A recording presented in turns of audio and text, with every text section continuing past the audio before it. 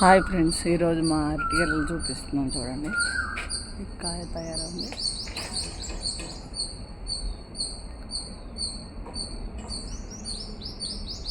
ఇంకొక ఈ మంత్ ఎండింగ్లో వచ్చేస్తే ఇది ఒక చిన్నదన్నమాట. ఇది ఒక 2 months పడుతుంది. ఇటు కూడా చూసేయండి, ఇంకా అడ్డం వచ్చేస్తుంది. అక్కడ కూడా ఉంది చూడండి.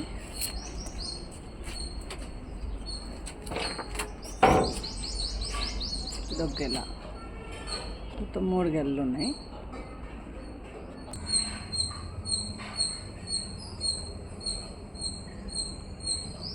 మొత్తం 3 గెలలు అన్నమాట.